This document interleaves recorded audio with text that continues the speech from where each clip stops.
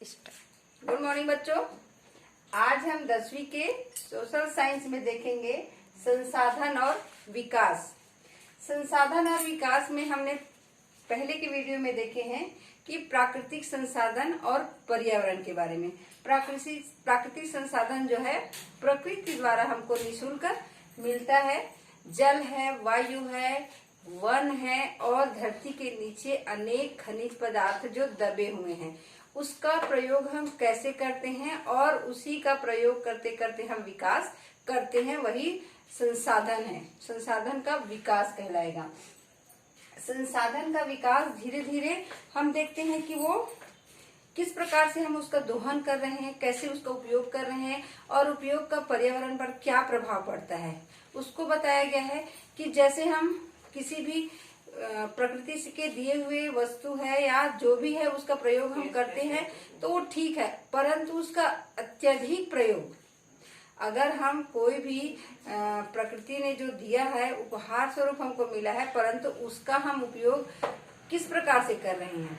अगर हम कोई फैक्ट्री बनाए हैं या नदी में फैक्ट्री का गंदा पानी डाल रहे हैं, गंदगी डाल रहे हैं, कूड़ा करकट डाल रहे हैं, तो वो कुछ हद तक वहां पर रहेगा कि जो नदी में है, समुद्र में कुछ जीव जंतु है उसको साफ कर सकते हैं, उसमें इतनी क्षमता होती है।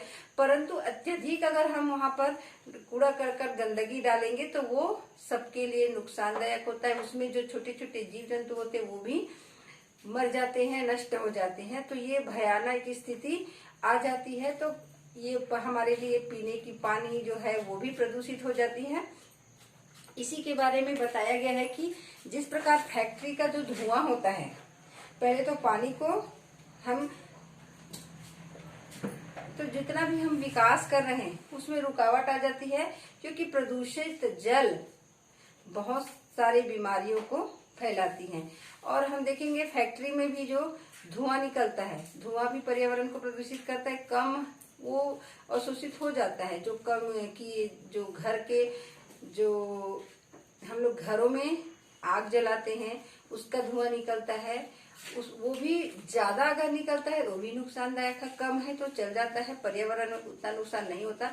और वैसे ही फैक्ट्री का भी बहुत नुकसान नहीं होता, परंतु ज्यादा ही होने लगे तो वो भी नुकसानदायक है। और देखते हैं दिनों दिन जो है औद्योगिकरण बढ़ते जा रहा है, विकास बढ़ते जा रहा है, परंतु ये घूमकर हमारे ऊपर ही नुकसान कर रहे हैं। क्योंकि अत्यधिक उसके लिए सरकार को बहुत कुछ नियम बनाना होगा जो इसको कंट्रोल में कर सके। तो देखते हैं कि फैक्ट्री का जो धुआं है वो निकलते रहता है, तो कम मात्रा में हो तो वो ठीक है, परंतु अत्यधिक हो तो वो बहुत नुकसान देता है। इसी के बारे में देखते हैं। भारत के भूजल की स्थिति पर वर्तमान आंकड़ों पर हमें सुझाते हैं। इसमें कहा गया है कि भूमिगत जो हम जितने भी कीटनाशक दवाई का उपयोग कर रहे हैं, जो भी कर रहे हैं, वो कीटनाशक दवाई का अगर हम उपयोग करते हैं और खाद डालते हैं, वो क्या होता है, पानी के खेत में रहेगा तो रिस कर नीचे भूतल में चला जाता है। और उसी को अगर हम ट्यूबवेल बोर करके उसको निकालेंगे तो वो भी नुकसानदायक रहता है। पहले जल स्तर का भी वैसे ये कि पहले 5 साल पहले अगर हम कहीं पर बोर कराते हैं, ट्यूबवेल कराते हैं, तो आपको लगेगा कि 150 फीट में उस समय पानी मिलता था, है ना। अब वो 5 साल बाद अगर हम उसमें कराते हैं तो 250 फीट लगेगा। और आगे की स्थिति आप समझ ही सकते हो। तो धीरे धीरे जो भूगर्भ की जो स्तर है वो बहुत गहरा होते जा रहा है और पानी का चक्रीकरण भी समाप्त होते जा रहा है। हम उसमें सहेज के नहीं रख पा रहे हैं।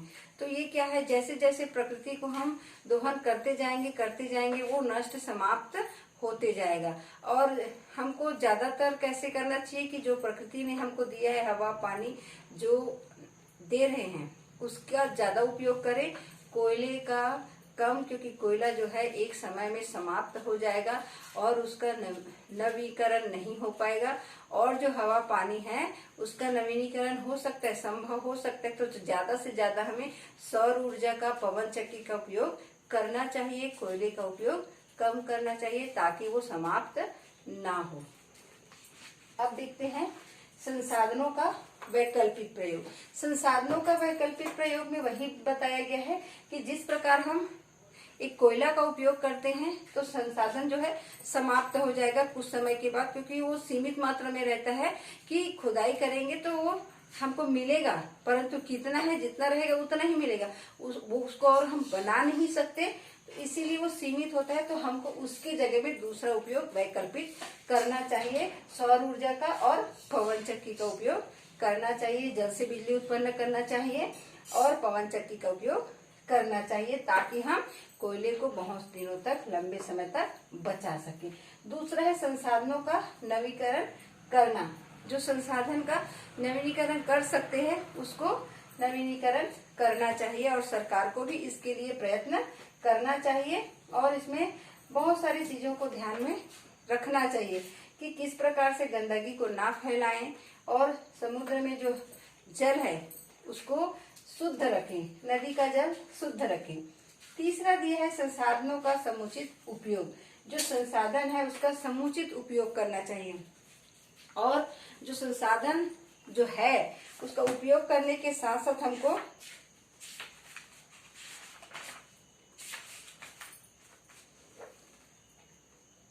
आज जिस प्रकार भौतिक सुख सुविधाओं को प्राप्त करने की होड़ मची हुई है, इससे संसाधन का बहुत दुरुपयोग हो रहा है। बहुत दुरुपयोग मतलब जिसको हम इसमें महात्मा गांधी ने कहा भी था कि जो चीज पूरी दुनिया में सब व्यक्ति को बराबर सुख मिल सकता है, परंतु कुछ लोगों की लालच की वजह से वो कुछ लोगों को ही लाभ पहुंचा रहा है।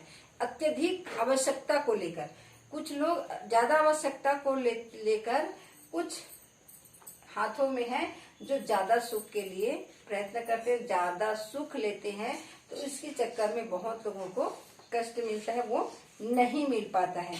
इसीलिए महात्मा गांधी ने कहा है कि हमारे पास हर व्यक्ति की आवश्यकता की पूर्ति के लिए बहुत कुछ है, लेकिन किसी के लालच की संतुष्टि के लिए अपर्याप्त है। ज्यादा लालच करोगे तो उसकी संतुष्टि करना अपर्याप्त है, परंतु जीवन यापन के लिए जितनी सुख सुविधाओं की चीज है सबको बराबर मात्रा में मिल सके ऐसा उपलब्ध है, परंतु कुछ लोग ज्यादा की चाहत करते हैं, लालच करते हैं, उसकी सुख पर्याप्त नहीं हो सकती। तो साधनों का सही ढंग से उपयोग करना चाहिए ताकि सबको उसका लाभ मिल सके। अत्यधिक अगर हम लाभ लेना चाहते हैं, अत्यधिक उसका उपयोग करना चाहते हैं, तो इससे क्या है, सबको इसकी हानि होती है।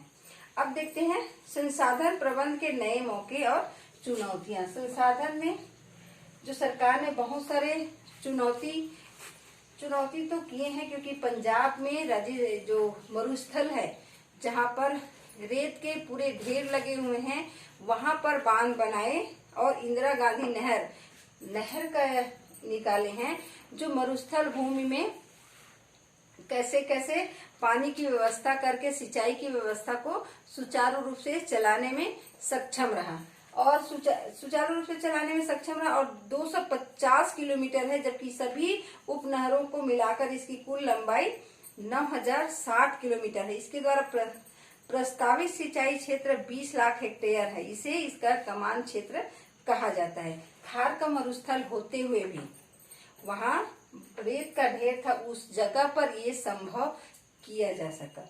और देखोगे कि यहाँ पर पहले चरण में सिंचाई 1960 से प्रारंभ हुई और दूसरे चरण में 1980 से शुरू हुई। और यहाँ के जो मरुभूमि है वो हरा भरा हो गया, मिट्टी का कटाव भी रुक गया और यहाँ पर चना, बाजरा और ज्वार की खेती होती थी। अब गेहूं, कपास और मूंगफली की खेती होने लगी है, क्योंकि जो संभव नहीं था वो भी वहां पर होने लगी है। जो सोच अगर हम सकारात्मक रखें तो नकारात्मक काम को भी हम कर सकते हैं, क्योंकि ये मरुस्थल क्षेत्र में असंभव था, परंतु बांध बना के हम रोक के ये काम कर सके हैं। कह रहे हैं इसीलिए कि ज्यादा अगर हम जमीन के अंदर खुदाई करते हैं तो नीचे का स्रोत भी एक दिन समाप्त हो जाएगा। इसीलिए कहा जाता है कि बांध बनाकर सिंचाई की योजना बनाए, बांध बनाकर हम बिजली उत्पादन कर सकते हैं और तालाब बनाकर, छोटे छोटे तालाब बनाकर पानी को रोककर उसमें सिंचाई कर सकते हैं, जिससे भूगर्भ से ज्यादा पानी निकालने का हमें जो नुकसान होता है वो ना हो पाए। इसीलिए कहा गया है कि संसाधनों का सही तरीके से विकास करना जरूरी है। अगर हम इसका अंधाधुंध विकास करते हैं जिसमें हम नहीं सोचेंगे भविष्य में क्या हो सकता है, तो हमारे ऊपर ही पलट के ये वार कर सकता है, प्रदूषण बढ़ सकता है और प्रदूषण बढ़ने से हमारे ही ऊपर नुकसान होगा। हम भी बीमारी और कई प्रकार से प्राकृतिक जो होता है, भूस्खलन हो रहा है, अतिवृष्टि हो रहा है, उसमें हमको ही नुकसान हो सकता है। क्योंकि ज्यादा खनन करने से अगर हम धरती को पूरा खोखला कर दें, बहुत ज्यादा लालच में खनन करेंगे, हमको लगता है कि बहुत सारा धरती के गर्भ में दबे हुए हैं खनिज पदार्थ, उसको निकाल लें और क्या है, धरती खोखला हो जाएगा, उससे भूस्खलन की स्थिति बनी रहती है। तो ये प्रकृति के जो दिए हुए हैं उस पर हम छेड़खानी करते हैं तो नुकसान हमें भी उठाना पड़ता है। तो आगे का क्लास हम देखेंगे।